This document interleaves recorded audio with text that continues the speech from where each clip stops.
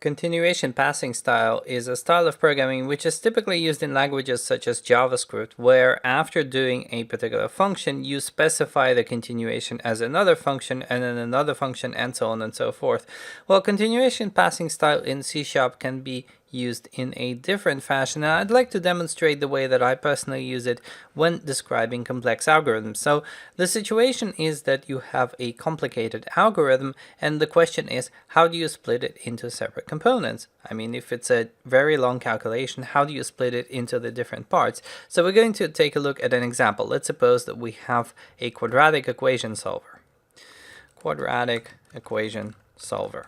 Like so. Now the quadratic equation solver can certainly be implemented as a single function, but internally, since we're choosing to implement the entire algorithm as a class as opposed to just a function, we may as well use more than one function to propagate certain data forward. So let's assume that we have an entry point of this quadratic equation solver, and it's called start. So we might have something like the following: public void start. And this is where you would provide the argument. So we're trying to solve a quadratic equation, which is ax squared plus bx plus c. We want to find the x given the values a, b, and c. So we specify the values a, b, and c, double b and double c. Now, first of all, the first thing you do in a quadratic equation is you calculate the discriminant, which is b squared minus 4ac. So we can say var disk equals b squared minus 4ac. And then, well, you can certainly return the value from this location. However, depending on whether the discriminant is positive or negative, you may end up with either real roots or complex roots. So we may as well do an if here, and we can say if the discriminant is less than 0, then we need a complex solution. So we need to return, in this case, something like solve complex with the values a, b, and c. That's the values we have which are required for solving something, and we also have calculated the discriminant, so now we incorporate the calculated value into the next step of our calculation. And of course the calculation itself is going to be a private method. So we're going to have a private method here called complex, or solve complex rather, with the values a, b, c, and then the discriminant as well.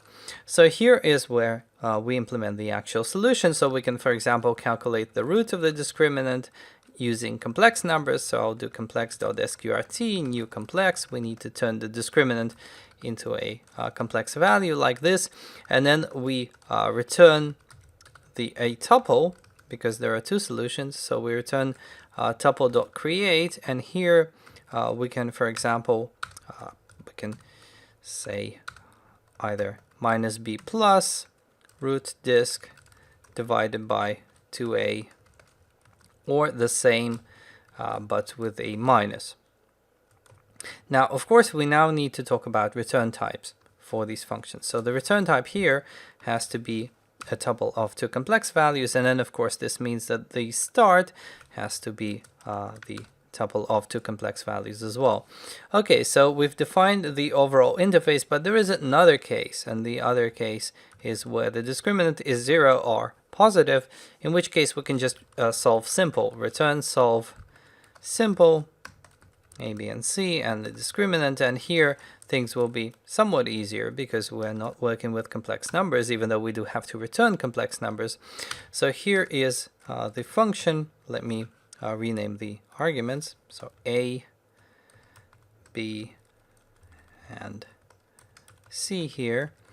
And of course, here we say root disk equals math.sqrt, so we don't have to use the complex type, so math.sqrt of the discriminant, and then we return pretty much the same thing. We return tuple.create, except we now have to cast everything to a complex. So we have to say new complex and specify the complex part as 0, and the same goes for this line, new complex, and comma 0 here. There we go. So now what we've done is we've essentially defined an entry point for the algorithm. That's the only thing you can actually call. So, I mean, if we had a class, let's call it, well, we're showing continuation passing style continuation passing style demo. So the way you would do this is, if you want solutions to a quadratic equation, you would say quadratic equation solver dot start, and start has to be public. Actually, we haven't made it static, which is another thing that could be worth doing. So at the moment, I've just instantiated var solver equals new quadratic equation solver, and then you would say var solutions equals solver dot, and then you press and you choose start, because there is no other public API. There's only start, and that's is where you can specify the actual arguments, and you get a complex tuple. So you can see here that the control flow passes from start into solve complex, and it's solve complex and solve simple, which actually return you the values, and you kind of propagate them in this chain. And as your algorithms get bigger, you get bigger and bigger chains. So for example, solve simple might call yet another function which returns a tuple of complex. And so this kind of propagation helps you split algorithms into the separate parts. But also another thing which I use is return flags for indicating whether the operation was a success, because what we're doing with this continuation passing style like approach is we're specifying a workflow, and workflows, they not only succeed but sometimes they fail. So let's take a look at how this is implemented. So let's suppose that we are utterly unable to solve for complex numbers. Let's suppose that in this case it's an error. We don't know how to do it. So in this case, what we do is we make a change. We basically say that we have an enum. It's going to be called workflow result, and we'll have just two values here, success and failure. And what we do in here is we basically specify the fact that we have failed. So for this, we change the return type from a tuple of complex, but we still need the return value. So what we do is we move the return value into an out parameter, like so. So we now have a result, and the return type is now workflow result. So here, because we don't know how to handle a negative discriminant, we return workflow result failure. But we do need to initialize the out parameter. It cannot have a meaningful value because we don't have an answer here, so result is equal to null. Now in the else case, we do a different thing. So we know we will succeed. We know that we will get the right value, but we do need to call this solve simple in order to succeed.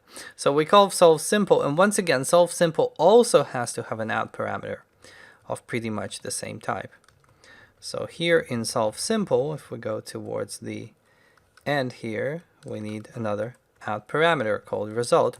So here we return solve simple. We pass the arguments, which are a, b, c, discriminant, and result. And of course, result has to have the out keyword. And let's see what the problem here is. So the type of solve simple also has to be workflow result. So let's do that.